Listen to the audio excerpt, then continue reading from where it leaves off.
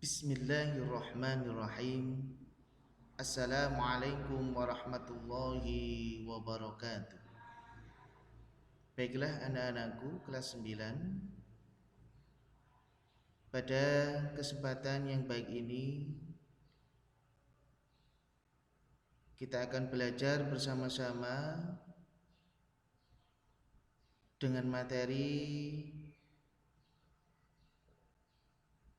yaitu tentang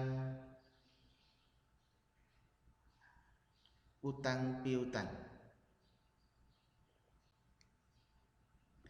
Materi utang piutang kita pada pagi hari ini yang pertama adalah pengertian utang piutang, yang kedua landasan utang piutang, yang ketiga rukun dan syarat utang piutang, yang keempat hikmah utang piutang.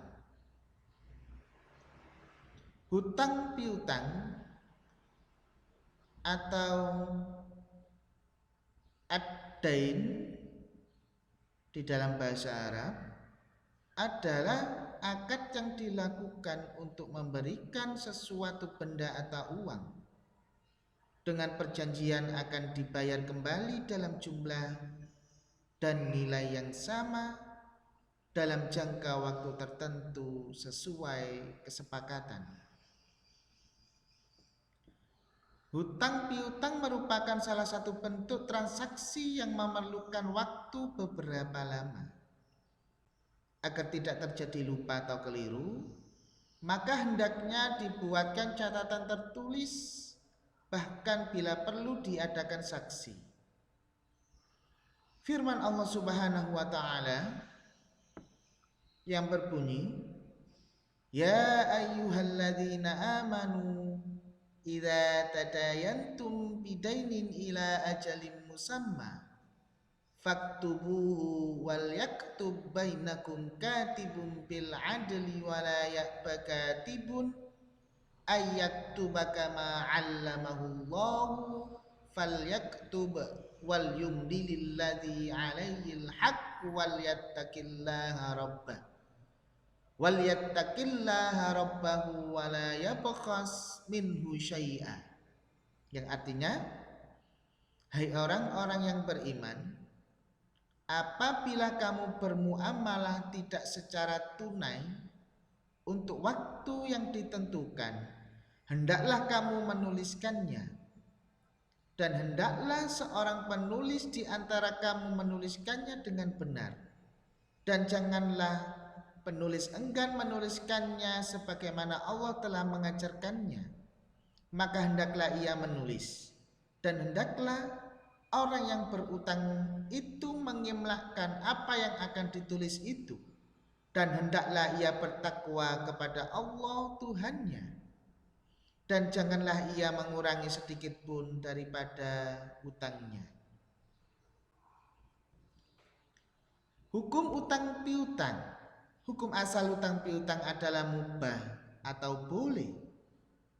Sedangkan hukum orang yang memberi pinjaman, sebagaimana dijelaskan dalam ayat-ayat surah Al-Maidah, adalah sunnah, sebab termasuk menolong sesamanya dan dapat berubah menjadi wajib apabila si peminjam benar-benar dalam keadaan mendesak.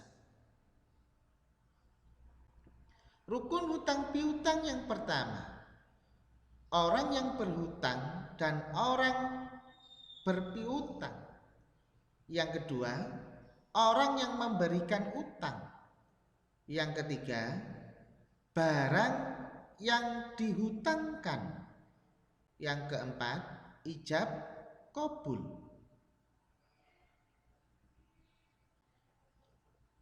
Syarat utang piutang. Yang pertama, orang yang melakukan akad harus balik dan berakal. Yang kedua, qard harus berupa harta yang menurut syarak boleh digunakan atau dikonsumsi. Yang ketiga, ijab qabul harus dilakukan dengan jelas. Landasan utang piutang ada di surat Al-Baqarah ayat 245 yang berbunyi, Man dalladhi yuqradullaha qardan hasanan fayudha'iqahu lahu adha'afan katsira. Yang artinya, siapakah yang mau memberi pinjaman kepada Allah pinjaman yang baik, menafkahkan harta di jalan Allah, maka Allah akan melipat gandakan pembayaran kepadanya dengan lipat ganda yang banyak. Surah Al-Baqarah ayat 245.